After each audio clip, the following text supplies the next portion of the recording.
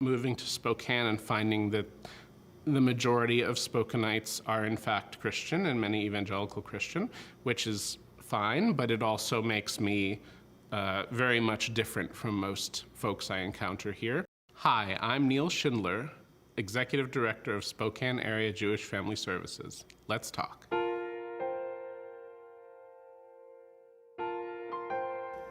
Outside the Jewish community in Spokane, there is not a lot of understanding of what it means to be culturally Jewish. In other words, it's possible to identify strongly as a Jewish person but not be religious. And in many other faith communities, it doesn't necessarily make sense. In other words, you don't hear a lot about people who identify as culturally evangelical but not religiously evangelical. That doesn't really exist to my knowledge, and if it does, you don't hear about it much. Jewish culture includes values, ideas, art, music, history, a lot of things that aren't religion per se. Religion and culture in Judaism certainly overlap and dovetail, but I identify not as a religious Jew, but as a cultural Jew or a secular Jew, and that's a thing. Hanukkah is a celebration of the cleansing and rededication of the temple in Jerusalem more than 160 years BCE. Hanukkah is actually, in terms of the Jewish calendar of holidays, a minor festival. It is not nearly as big a deal per se as, say, Passover. Certainly not nearly as significant as Rosh Hashanah and Yom Kippur, the high holidays. So it has become kind of a Jewish analog to Christmas in the sense that it is in December more often than not, occasionally late November, and that there is gift giving.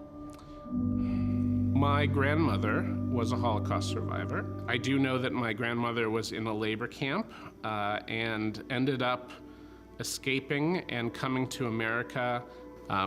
My grandfather also escaped Germany. They were both born in Germany and came to America, as many did, came to New York. They were part of a community of Holocaust survivors in New York and met and married, but they lost many family members in the Holocaust. So according to the Anti-Defamation League, which you probably know tracks anti-Semitic incidents and has for decades, 2021 had the most anti-Semitic incidents reported on record.